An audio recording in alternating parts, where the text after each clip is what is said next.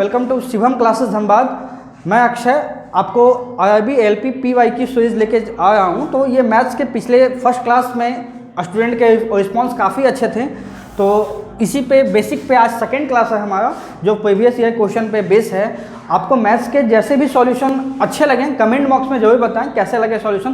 पिछले क्लास में बहुत से स्टूडेंट बोल रहे थे कि क्वेश्चन सही से शो नहीं हो रहा था, तो इस बार हम लोगों ने कुछ चेंज किया है। इस बार क्वेश्चन आपको अच्छे से दिखेगा और ऐसे ही सपोर्ट बनाए रखिए, बहुत जल्द कुछ नया होगा। फर्स्ट क्वेश्चन है, क्वेश्चन आप देख सकते हैं यहाँ पे बोर्ड पे आपको दिखेगा क्वेश्चन।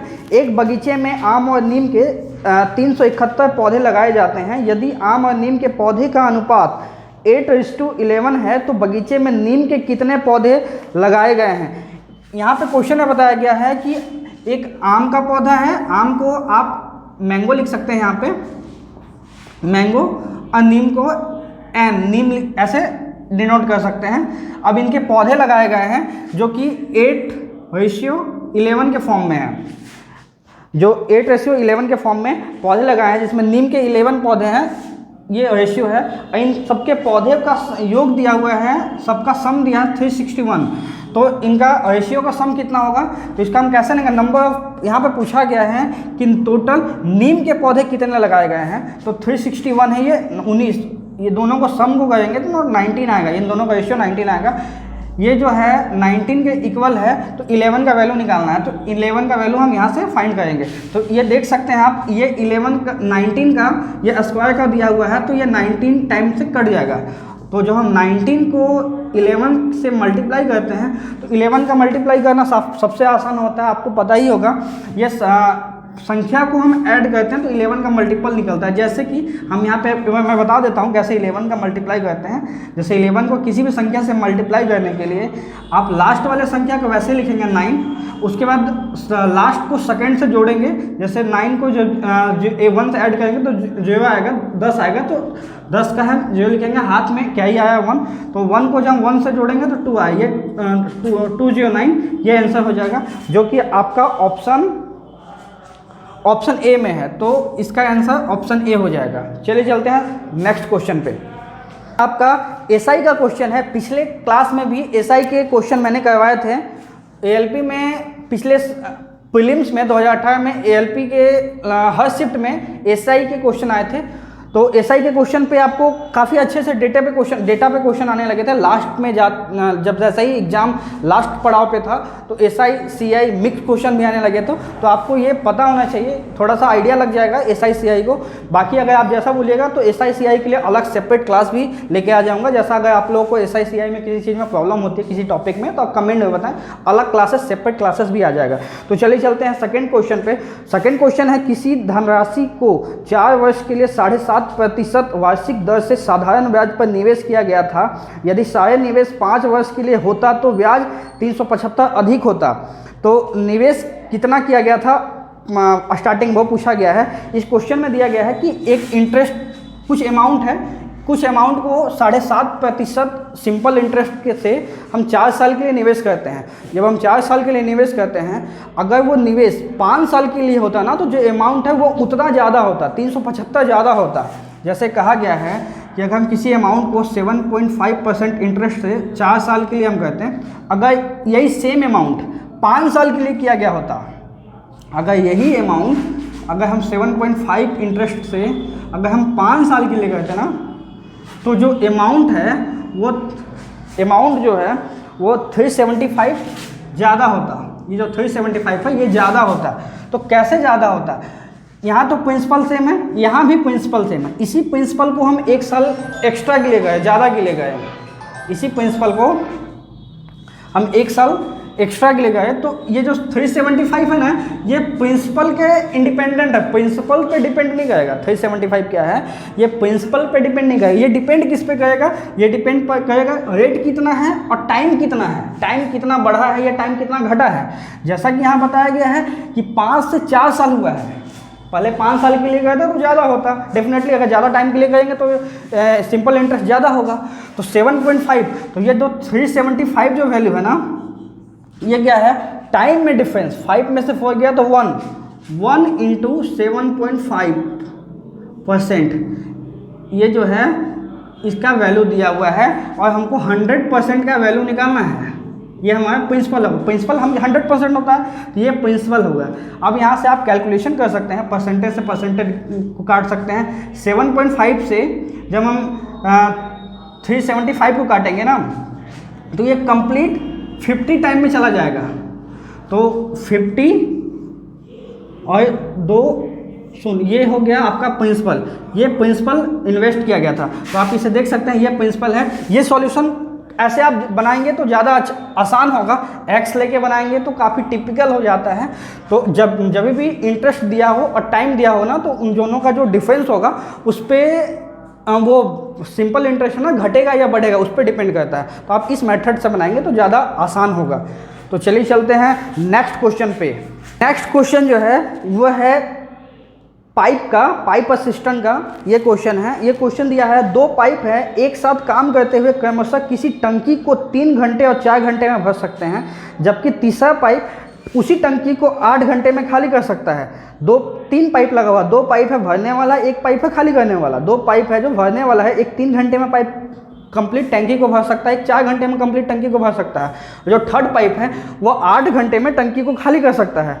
जब टंकी 1/12 फिल होगा, जब टंकी जो कैपेसिटी जितना है उसका 1/12 टाइम वो जब कंप्लीट फिल हो जाएगा ना तो बाकी जो रिमेनिंग टंकी का बचा हुआ कैपेसिटी उसको फिल करने में उसको कितना टाइम लगेगा ये क्वेश्चन में पूछा जा रहा है। क्वेश्चन आप देख सकते हैं कितना टाइम उसको लगेगा उसको फिल करने में। तो चलिए चलते हैं, इसका बेसिक से आप भी बना सकते हैं। तो बेसिक से कैसे बनेगा ये क्वेश्चन, पहला जो टंकी है, पहला टंकी को हम ए मान लेते हैं, ये 3 घंटे में पाइप को फिल कर सकता है। दूसरा टंकी है इसको हम 4 घंटे में कंप्लीट टंकी को फिल कर सकता है। और जो थर्ड पाइप है ना वो पाइप है पानी को निकालने वाला, तो इसको हम माइनस से डिनोट करते हैं ना, ये खाली करेगा टंकी को। ये जो खाली करेगा ना ये कंप्लीट 8 घंटे में कंप्लीट फुल टंकी को खाली कर लेगा। तो जब हम इसका कैपेसिटी निकालते हैं, आपको पता होगा जब किसी का कैपेसिटी निकालते हैं ना तो इन तीनों का एलसीएम जितना भी उसका एलसीएम निकालेंगे ना वो टंकी का कैपेसिटी होता है, वॉल्यूम होता है। तो इसका जब हम एलसीएम लेंगे ना तो इसका एलसीएम 24 आएगा। 3, 4, 8 का एलसीएम 24 आता है। तो 24 लिखेंगे तो 24 से ये 8 टाइम हो जाएगा। ये जो इफिशियंसी निकला ये 6 हो जाएगा, इसका बी का इफिशियंसी 6 हो जाएगा, इसका इफिशियंसी 3rd हो जाएगा। बट ये जो सी पाइप है वो टंकी को खाली करता है तो ये माइनस में हम लिखेंगे। ये दोनों प्लस है, पॉजिटिव है, ये टंकी को फिल करेगा, ये माइनस ये खाली करेगा। अब क्या बोल रहा हूँ ना, जब टंकी का 1/12 पार्ट कंप्लीट फिल है, 1/12 पार्ट जब कंप्लीट फिल है तो कंप्लीट टंकी खाली कितना है, क्योंकि टंकी को जब फिल करना तो जो खाली पार्ट है उसी को फिल करेंगे। तो टंकी का 1/12 पार्ट यहाँ मैं बता देता हूँ, जो फिल है वो टंकी का 1/12 पार्ट है, ठीक है। तो खाली कितना है, तो खाली के लिए टंकी खाली कितना है, तो टंकी खाली है 11/12 पार्ट, 12 का 11 पार्ट टंकी खाली है। तो टंकी खाली कितना है वो देखेंगे। तो किसी टंकी का कैपेसिटी 24 है, इसका 11/12 पार्ट खाली है। अब क्या बोल रहा है ना, ये टोटल हो गया, ये खाली है।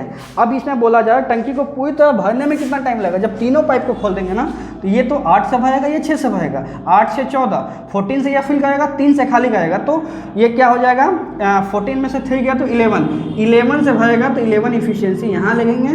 टाइम कितना लगेगा वो टाइम को हम यहाँ निकाल सकते हैं। 11 से 11 गया, 12 से 24 2 टाइम्स गया, मतलब 2 घंटे में टंकी का बाकी बचा हुआ पार्ट कंप्लीट फिल हो जाएगा। तो आपको ये सॉल्यूशन कैसा लगा नीचे कमेंट बॉक्स में बताएं। तो चलिए चलते हैं नेक्स्ट क्वेश्चन पे। तो क्वेश्चन है, एक इक्वेशन दिया हुआ है, इसका जो फैक्टर दिया हुआ ना वो फैक्टर लिखा हुआ है और इसमें एक फैक्टर को हटा दिया गया, उस फैक्टर का वैल्यू हमको फाइंड करना है। यह इक्वेशन क्या है, इक्वेशन आप देख सकते हैं। इक्वेशन है, मैं लिख देता हूँ, 3x² प्लस ax प्लस 4, और ये जो इसका फैक्टर लिखा हुआ ना वो लिखा हुआ है x - 5, जो इसको कंप्लीट डिवाइड कर देगा। ये जो है इसका फैक्टर है, इस इक्वेशन का एक फैक्टर ये दिया हुआ है। तो जब जो फैक्टर होता है ना, अगर हम फैक्टर को इक्वल करते हैं, फैक्टर जो होता है वो इसमें कंप्लीट डिवाइड कर सकता है, तो हम इसका वैल्यू निकालने के लिए x का वैल्यू निकाल सकते हैं। जो भी फैक्टर होता है किसी भी इक्वेशन को, जब हम उसको इक्वल करते हैं 0 के, तो वो इक्वेशन को डिफाइन कर पाएगा। तो x का जो वैल्यू हो जाएगा ना वो 5 हो जाएगा। x का वैल्यू हम इसलिए निकालें ना ताकि हम इस इक्वेशन में पुट कर सकें। x का वैल्यू जैसे ही इस इक्वेशन में पुट करेंगे ना तो a का वैल्यू हम निकाल पाएंगे। तो जब हम फैक्टर निकाल दिया ना तो इस इक्वेशन को भी हम इक्वेट करेंगे 0 से। तो हम इस इक्वेशन में आप 5 का वैल्यू जैसे ही पुट करेंगे ना तो आप यहाँ पे 5 का वैल्यू पुट कर सकते हैं। 5 का यहाँ पे square a into 5 plus 4 equal to 0। अब हम यहाँ पे 5 का स्क्वायर 25 को जब 3 से मल्टीप्लाई करेंगे तो 75 plus 5a plus 4 equal to 0। अब क्या है 5 पे क्या होगा, 75 प्लस 4 79। जब वैल्यू उस साइड जाएगा इक्वल टू के उस साइड जाएगा तो 79 हो जाएगा। तो यहाँ हम 79 लिख देंगे। तो 79 a का वैल्यू क्या हो जाएगा -79/5। ये इसका आंसर हो जाएगा, जो कि ऑप्शन ये 79 -79/5 है ना, या इस एलिमिनेट करके ऑप्शन लिखा गया है। तो आप इसका लिख सकते हैं। ये कैसे होगा, 15 से 75 होता है ना, तो 15 फिर बचेगा 4, तो 4 का 8 टाइम में चला जाएगा। तो ये इसका आंसर हो जाएगा 15.8। तो आप देख सकते हैं ये ऑप्शन लिखा हुआ है और ये जो ऑप्शन है ऑप्शन सी में है। चलिए चलते हैं नेक्स्ट क्वेश्चन पे। कर देता हूँ क्वेश्चन। ये जो क्वेश्चन है 1/4 सिंप्लीफिकेशन का क्वेश्चन है। इसको बोर्डमास के रूल से आप सॉल्व कर सकते हैं। ये लिखा हुआ है -45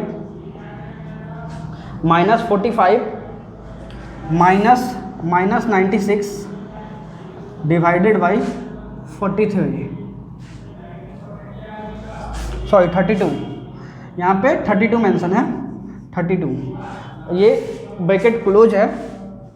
इसका वैल्यू फाइंड करना है। इसका जब वैल्यू फाइंड करेगा ना, ये इस टाइप का क्वेश्चन सिंप्लीफिकेशन का काफ़ी एग्जाम में आते हैं। ये इसमें एक ही रूल फॉलो होता है, जो रूल का नाम है बोर्डमास, जिसको हम लिखते हैं बोर्डमास। तो बोर्डमास के रूल से ये फाइंड होता है। तो सबसे पहले हम क्या करेंगे, ब्रैकेट को सॉल्व करेंगे। ब्रैकेट को सॉल्व करने के बाद बाकी इक्वेशन को हम सॉल्व कर सकते हैं। जैसा कि -1/4 है तो हम इसको ऐसा ही लिखेंगे -1/4। पहले ब्रैकेट को सॉल्व कर लेते हैं। ब्रैकेट से अगर हम ये निकालते हैं ना इसको, तो पहले ये डिवाइड होगा। ब्रैकेट से निकालने के बाद पहले ये डिवाइड होगा। जब 32 से डिवाइड करते हैं, यहाँ पे माइनस लिखा हुआ है, तो जब 32 से आप डिवाइड करते हैं 96 को, तो ये 3 टाइम में कम्प्लीटली चला जाएगा। तो माइनस से माइनस चला जाएगा। तो आप इसको लिख सकते हैं इस फॉर्म में, माइनस से माइनस ये 3 टाइम चला गया। तो यहाँ -3, यहाँ -45, तो दोनों का सम हो जाएगा 1/4। 45 से जब मैं ऐड करेंगे -3 को तो -48 हो जाएगा। -48, माइनस से माइनस चला गया, 48 से 12 टाइम चला गया। तो इसका आंसर आएगा 12। तो इसको आप बोर्डमास के रूल से सॉल्व कर सकते हैं इजीली। पहले ब्रैकेट को सॉल्व करेंगे, उसके पीछे साइड से हम आते हुए जब फाइनली हम सॉल्व करेंगे तो ये कट के 12 आंसर आ जाएगा, जो कि ऑप्शन सी में लिखा हुआ है। चलिए चलते हैं अब नेक्स्ट क्वेश्चन पे। है वो क्वेश्चन आपका ज्योमेट्री पे है। इसमें बताया गया है एक वृत्त पर एक दूसरे पर 75 डिग्री के कोण पर झुकी हुई स्पर्श रेखा की एक जोड़ी खींचने के लिए यह आवश्यक है कि रेखाओं को वृत्त की उन दो त्रिज्याओं के अंतिम बिंदुओं पर खींचाया जाए जिनके बीच का कोण है। मतलब कहने का मतलब है एक सर्कल है, क्वेश्चन में बताया गया है दो स्पर्श रेखा, दो टेंजेंट, इसका दो टेंजेंट पे जब खींचा जाता है, दो टेंजेंट को जब हम मिलाते हैं तो कहीं ना कहीं ये जाके थर्ड एक पॉइंट पे मिलती है।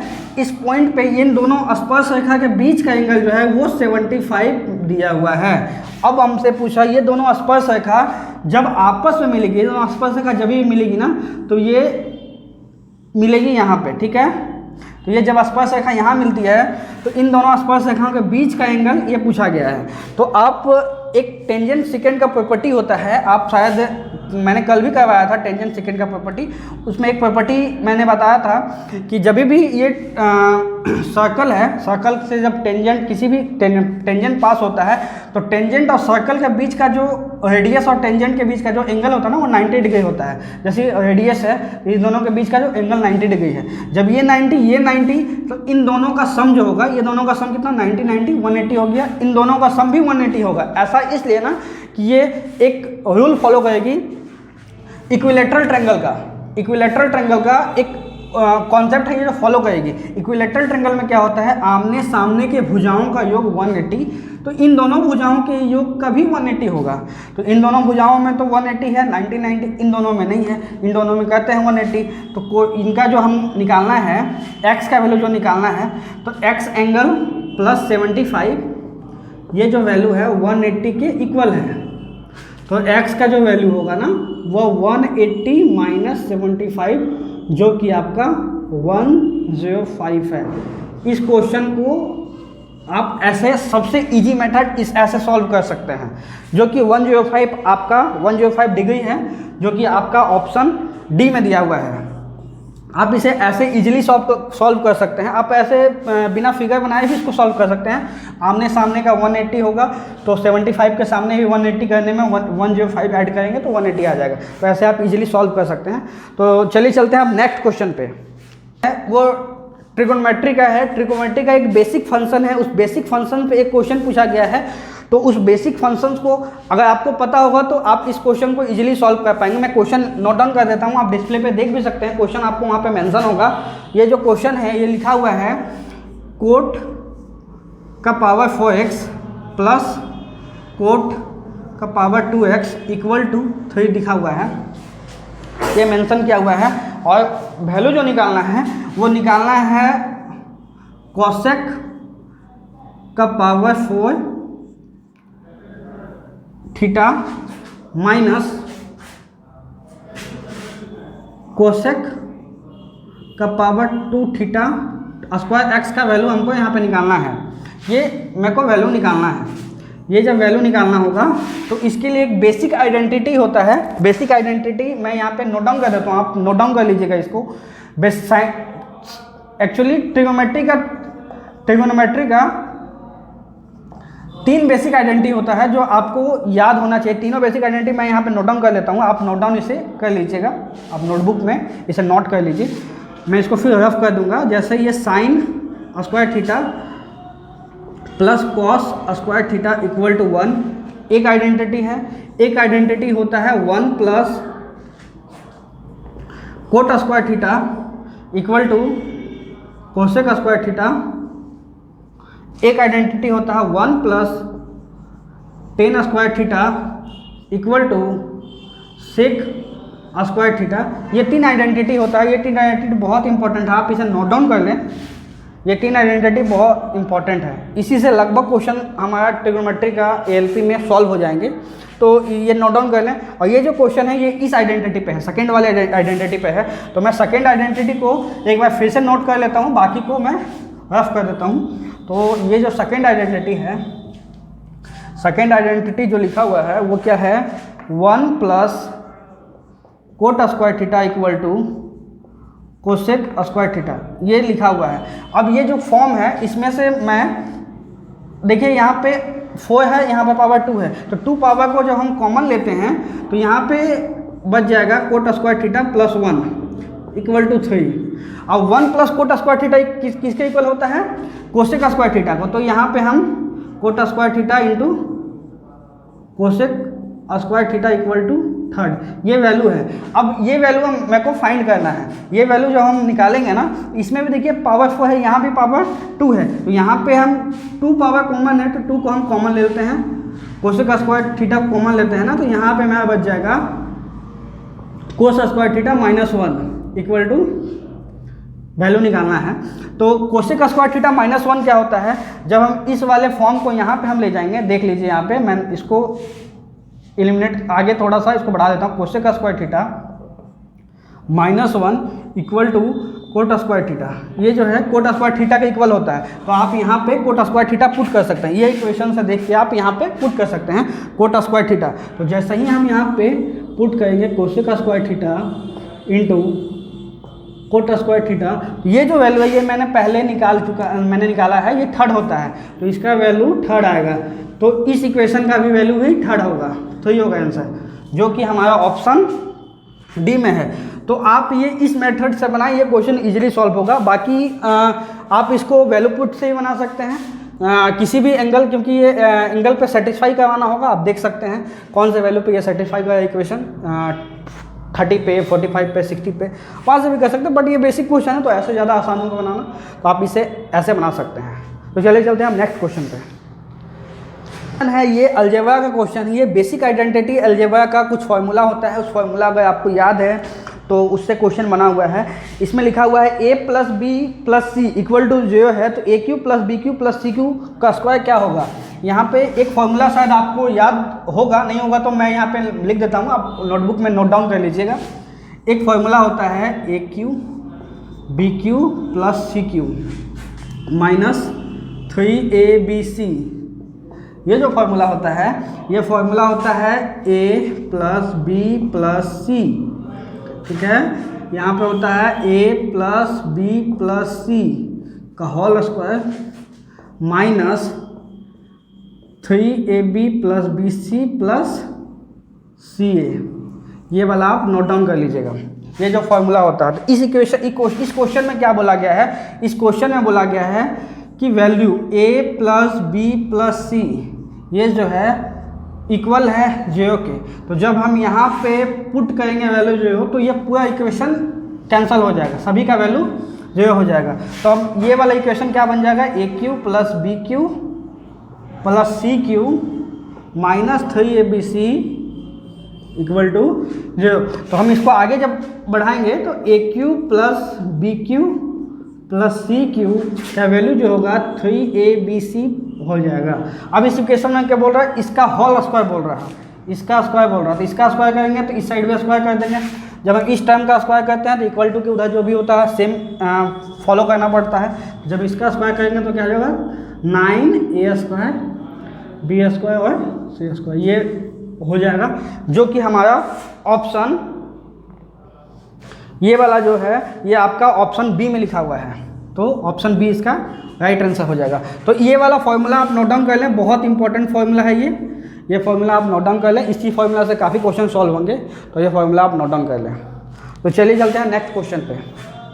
नेक्स्ट क्वेश्चन जो है वो एवरेज का क्वेश्चन है। उसमें बताया गया है एक कक्षा में 25 लड़कों का लंबाई का माध्य 150 सेंटीमीटर है, तो उसी कक्षा में 35 लड़कियों की लंबाई का माध्य 145 सेंटीमीटर है, तो कक्षा में सभी जितने भी स्टूडेंट हैं 60 स्टूडेंट 60 स्टूडेंट, तो उनकी लंबाइयों का माध्य क्या होगा। तो ये क्वेश्चन जो है सभी का निकालना है। जब सभी का निकालना हो ना तो उस क्वेश्चन में आपके लिए ज़्यादा इजी होगा, एलिगेशन से बना सकते हैं, वेटेड एवरेज मेथड से बना सकते हैं। कल मैंने एवरेज से एलिगेशन मेथड से एक क्वेश्चन सॉल्व किया था। अगर आपको एलिगेशन का कॉन्सेप्ट देखना है तो आप कल वाले वीडियो देख सकते हैं, उसमें मैंने एलिगेशन से बनाया था। आज मैं इस टाइप के क्वेश्चन को वेटेड एवरेज से बना के देखता हूं, ताकि आपको दोनों कॉन्सेप्ट पता हो कि एवरेज वाले क्वेश्चन को हम कैसे बना सकते हैं। ये जो क्वेश्चन है इसमें बताया गया है कि 25 जो है ये 25 जो है ये क्या बताया गया है, 25 बॉय है, और जो गर्ल्स है गर्ल्स का संख्या 35 लिखा हुआ है। इन दोनों का संख्या 60 है, दोनों का सम। तो इनका एवरेज बताया गया है आपका 150 और गर्ल्स का एवरेज 145 हाइट का है, इतना सेंटीमीटर इनका हाइट है। इन दोनों का सम का एवरेज कितना होगा। इसको बनाने के लिए आप वेटेड एवरेज से जब बनाएंगे ना, तो ये जो इनका जो वैल्यू है ना, इनका नंबर ऑफ स्टूडेंट है, इनको आप रेशियो निकाल सकते हैं। जैसे इनका मैं रेशियो निकालूंगा तो ये 5 से कम्प्लीटली चले जाएंगे, ये 5 टाइम्स, ये 7 टाइम्स, तो ये 5 टाइम जाएगा, ये 7 टाइम जाएगा। तो यहाँ पे मैं क्यों ना 5 और 7 लिख देता हूँ, इसको मिटा के मैं 5 और 7 यहाँ पे पुट कर देता हूँ। तो बॉय का संख्या है 5, गर्ल्स का संख्या है 7। अब टोटल क्या है, टोटल कितना होगा 12। रेशियो में मैं सॉल्व किया हूँ तो ये होगा 12। तो जब हम उसका वेटेड एवरेज करते हैं ना, तो वेटेड एवरेज में क्या है ना कि लगभग ये जो नीचे वाला संख्या है ना, इस संख्या को हम लगभग उसी संख्या मानते हैं कि उतना ही वैल्यू होगा टोटल का भी। तो हम इसका मान लेंगे कि 145 ही टोटल संख्या जो उसका वैल्यू 145 होगा। कितना डेविएशन उससे होगा वो हम देख सकते हैं। तो इसका हम टोटल स्टूडेंट का वेटेड हाइट भी 145 ही मान लेते हैं, बट ये 145 से 5 ज़्यादा है। ये क्वेश्चन आप देख सकते हैं, ये 150 है, लाखा का जो हाइट है 150 है, मतलब 5 ज़्यादा है, 5 सेंटीमीटर। कितने पे 5 ज़्यादा है? ये 5 ज़्यादा है 1 का, तो 5 स्टूडेंट का कितना ज़्यादा होगा?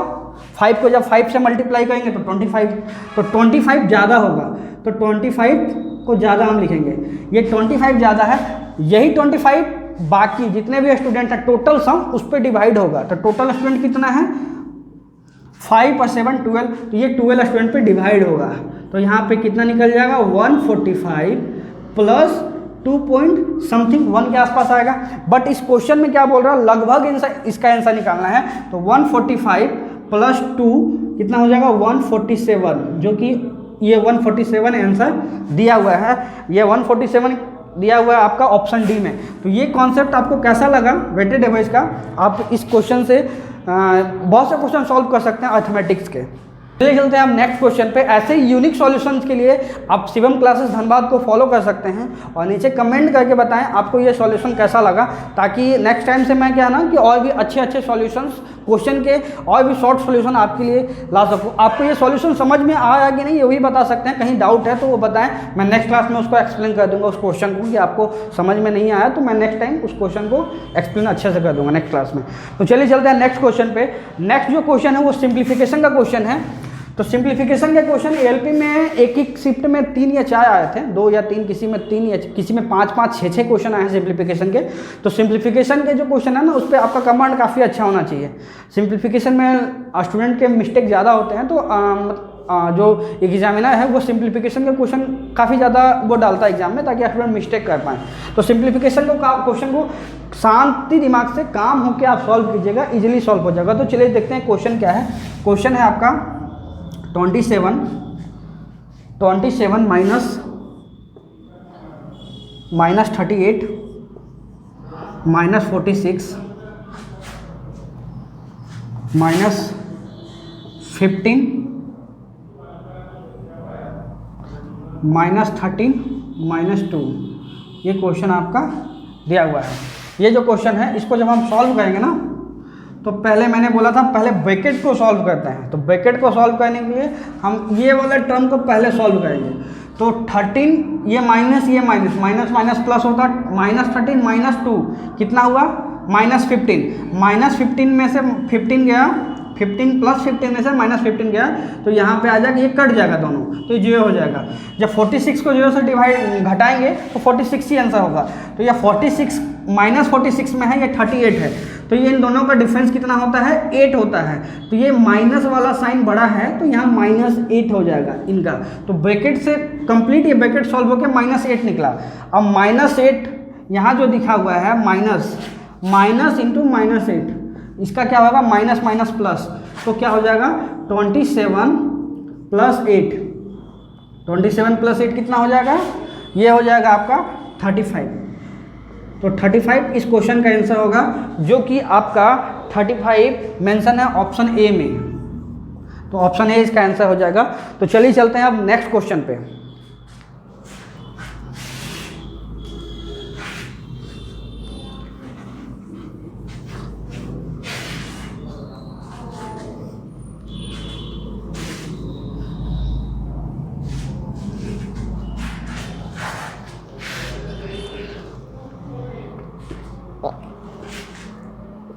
नेक्स्ट क्वेश्चन जो है वो काफ़ी लैंग्वेज लॉन्ग किया गया है, बट इसको आप इजीली सॉल्व कर सकते हैं। इसमें बताया गया है क्यूबॉइड है घनाभ। घनाभ का जो सतह है, घनाभ में एक्चुअली सतह कैसे होता है, घनाभ बनता कैसे है? जैसे ये घनाभ है, घनाभ आप ऐसे इसको बना सकते हैं, घनाभ है। ये जो घनाभ है, ये जो बोल रहा ना कि घनाभ, ऐसे आप घनाभ बना सकते हैं। घनाभ का जो सतह है, 3 सतह होता है, एक बेस होता है, एक हाइट होता है, एक साइड वाला होता है। 3 सतह का जो क्षेत्रफल है ना, क्षेत्रफल दिया हुआ है, 3 सतह का क्षेत्रफल, पहला वाला सतह जो है उसमें उसका क्षेत्रफल LB होगा क्योंकि लेंथ और ब्रेथ का होता है। तो लेंथ और ब्रेथ का जो क्षेत्रफल दिया हुआ वो आपका 20 दिया हुआ है। और ब्रेथ और हाइट, चौड़ाई और ऊंचाई, इन दोनों का क्षेत्रफल जो है ये 32 दिया हुआ है। और ऊंचाई के साथ लंबाई, इनका क्षेत्रफल जो है वो लिखा हुआ है 40। अब बोला गया है इनका आयतन क्या होगा। आयतन के लिए आपको पता है घनाभ का आयतन का फॉर्मूला क्या होता है। घनाभ का आयतन का फॉर्मूला मैं यहाँ नोट डाउन कर देता हूँ। घनाभ के आयतन का फॉर्मूला क्या होता है। घनाभ के आयतन का फॉर्मूला है आपका, घनाभ का आयतन का फॉर्मूला है LBH, ये फॉर्मूला होता है। बट यहाँ पे जब हम पुट करेंगे तो आप देख सकते हैं यहाँ ब्रेथ 2 बार है, लेंथ 2 बार है, हाइट भी 2 बार है, 2 टाइम्स है। तो जब हम इन सभी का मल्टीप्लाई लेते हैं ना तो ये क्या हो जाएगा, जब इन सब का मल्टीप्लाई करेंगे ना, इन सब का लेके, तो ये हो जाएगा आपका L² B² और H², ये हो जाएगा। और यहाँ पे क्या हो जाएगा 32, 20 और 40। बट हम लोगों को तो सिर्फ LBH निकालना है, स्क्वायर नहीं निकालना है। तो जैसे स्क्वायर निकालना, हटाने के लिए क्या करेंगे, इसको रूट लगा देंगे।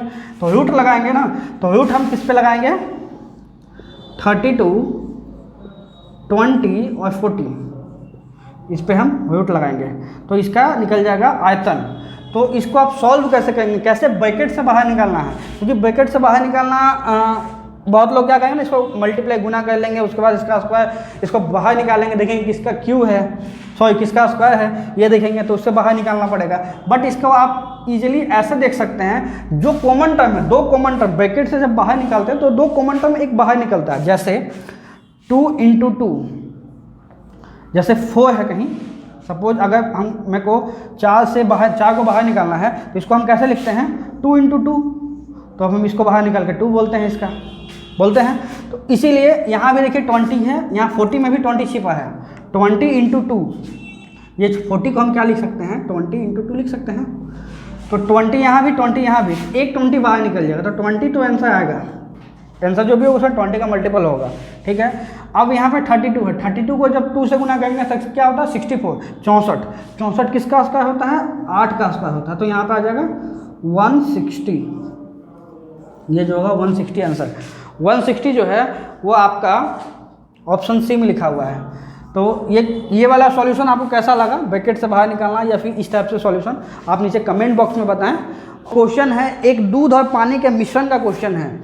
दूध और पानी के एक मिश्रण का 2/3 भाग दूध है, तो जो टोटल मिश्रण है वो 3 है, तो उसका 2 भाग दूध है।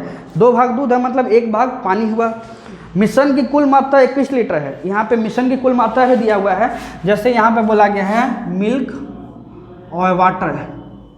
मिल्क कितना है, 2 है, तो वाटर कितना होगा, 1 होगा। मिल्क 2 है तो वाटर 1 होगा, ठीक है। अब इसमें क्या बोला है, ये जो मिश्रण है ना, ये 21 लीटर का है। 21 लीटर का मिश्रण है, तो 21 को जब 3 से हम वो करेंगे, इसको देखते हैं कितना कितना लीटर क्या है। तो जब 3 को हम यहाँ से डिवाइड करेंगे तो 7 लीटर, एक का वैल्यू 7 लीटर होगा, तो वाटर 7 लीटर 7 लीटर है। मिल्क जो है 14 लीटर है, 14 लीटर मिल्क है। ये मैं निकल कर लीटर में, ये लीटर है, 14 लीटर मिल्क है, वाटर 7 लीटर है। अब क्या बोल रहा है क्वेश्चन में आगे, इनमें 4 लीटर पानी और मिलाया जाए। पानी जो है, वाटर को हम 4 लीटर मिलाएंगे, तो वाटर को हम जब 4 लीटर इसमें मिलाते हैं तो वाटर का वैल्यू जो होगा वो हो गया 11। वाटर है वो 11 लीटर हो गया, लेकिन हमारे मिल्क में हम लोगों ने किसी तरह का कोई छेड़छाड़ नहीं किया है, तो मिल्क हमारा 14 लीटर ही होगा, ये होगा। तो टोटल मिश्रण कितना हो गया, टोटल मिश्रण हो गया 14, 11 कितना हुआ, 25 लीटर का टोटल मिश्रण हो गया। अब क्वेश्चन क्या बोल रहा है, क्वेश्चन बोल रहा है कि मिश्रण के फाइनल में मिल्क का प्रतिशत कितना है, दूध का प्रतिशत कितना है। तो दूध कितना है, दूध का प्रतिशत 14 है। टोटल मिल्क, टोटल सॉल्यूशन कितना है, 25 है।